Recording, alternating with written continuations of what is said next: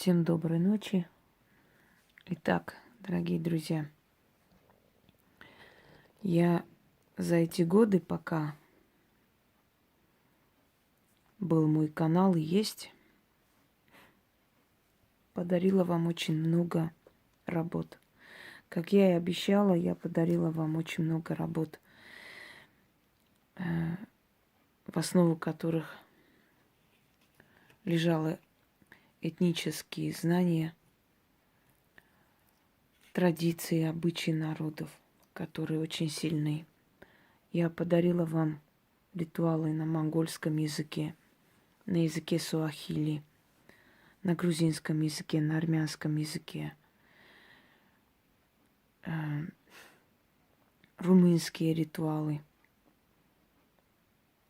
Я подарила вам цыганские ритуалы и многое иное.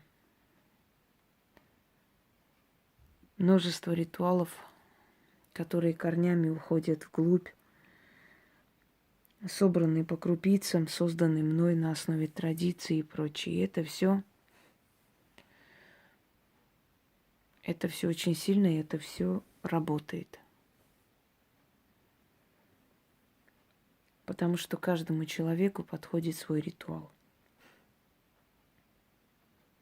Но есть ритуалы уникальные. Они написаны на языке духов.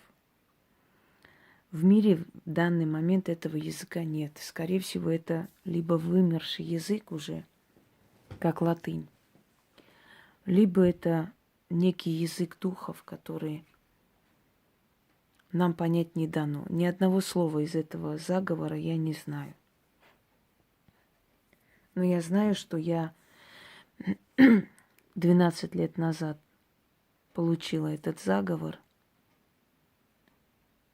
и с тех пор использую. И он мне помогает. Хотя моя энергия уже настолько привыкла к этим силам, что мне уже особые заговоры не нужны для достижения своей цели. Мне даже для наказания своих врагов достаточно просто пожелать и попросить определенной силы, и человек уже наказан. У меня уже тот статус и тот уровень мастерства. Но в любом случае я время от времени обновляю свою энергию, читая заговоры на языке духов. Как они отдаются нам? Чаще всего они приходят во снах. Данный заговор я получила, когда мне нужно было решить одну очень такую непростую проблему, и мне нужна была очень сильная удача в тот момент. Я уснула с этой мыслью, и ночью я увидела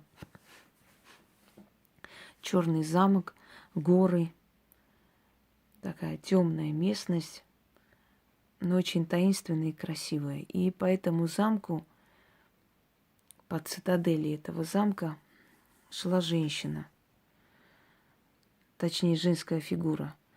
Как бы, знаете, так подсознательно я поняла, что я должна за ней идти. Ощущение, что я ее знаю. Она меня повела в комнату. В этой комнате сидела тоже женская фигура, которая громко повторяла вот этот заговор. Я встала посреди ночи, у меня есть такая привычка вставать, поэтому у меня рядом всегда лежит вот это.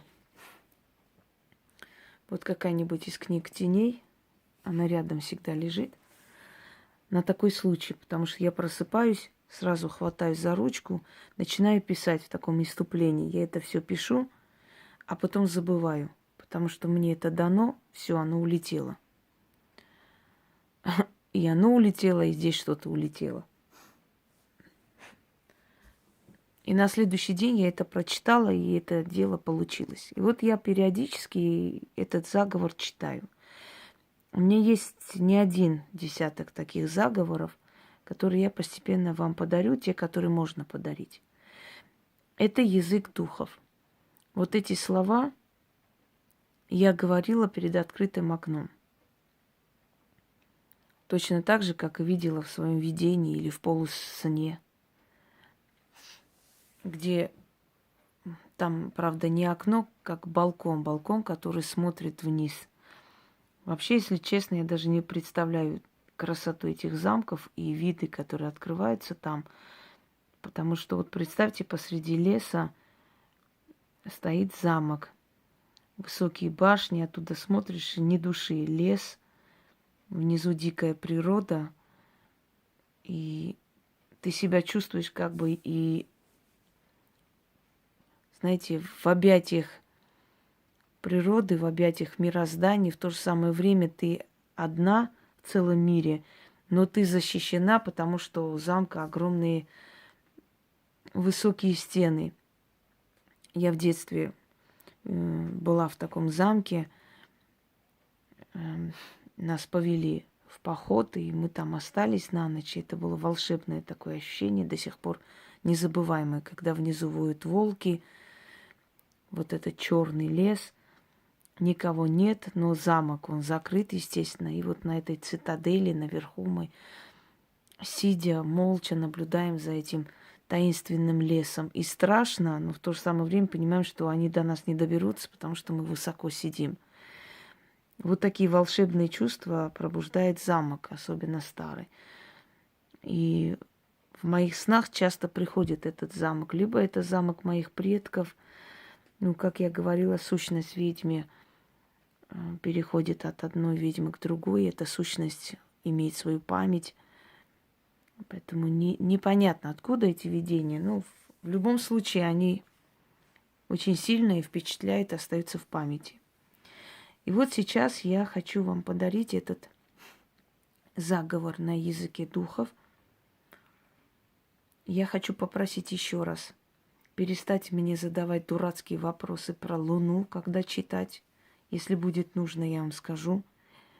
Иметь уважение и, знаете, воспитание, и не писать 100 раз, когда будет ритуал, потому что в течение дня всегда человек освобождается и подробно набирает тексты и ставит там. Поэтому будьте так любезны, если приходите, не топчитесь, знаете, в моем доме в грязных сапогах.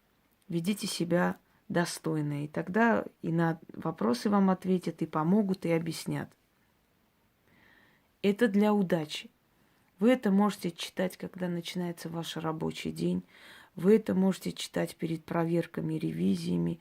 Вы это можете читать, когда начинаете поиск работы. Либо хотите, чтобы ваше знакомство с мужчиной было удачным, удачно начиналось, да, изначально. Одним словом, это, я так поняла, мольба к духам, чтобы они пришли и помогли в данный момент, то есть сделали удачным то, что ты собираешься делать. Итак, весьма своеобразный язык. Но я читаю так, как я слышала, как мне это читали. Точнее, произносили. Ваес марв, инсо, авсе аравсе ния, роу аст, лиер, роу, сим де авсе ния, даре эс даре ния, квес авсе реу, арде реу, наимо де инсо, кавет ро, мида орсе, виас видер гао, Μονάω, μηδακόε, ιδακόε, ρεαυσενάω, ιέσιδο, μυρ ας, ιέσταμ, βεσάμπε, иквия аэсто, десаревия аст. Еще раз прочитаем. В этот момент немного голова начинает, то есть в голове тепло. Ваес марв инсо, авсе аравсе ния, роу аст, лир роу, симде авсе ния, даре эс даре ния, квес авсе реу, арде реу, наимо, деинсо, каветро мида арсе, ви асвидер гао, монао, мидокае, идокае, реавсенао, иесидо мир ас, иестам весабе, иквия, аесто, десареви аст. Читайте от 3 до 7 раз. И смело можете идти по делам. У вас обязательно получится. Это очень сильная работа. Но учтите, что злоупотреблять нельзя. Нужно читать в такие случаи, когда вам действительно нужна удача. Если вам каждый день нужны деньги, чтобы у вас торговля шла, значит, читайте каждый день. Но чтобы была удача для того, чтобы перейти дорогу, естественно, мне кажется, читать не нужно. Духи должны понимать и видеть ваше уважение к ним. Тогда они вам будут помогать. Всем удачи!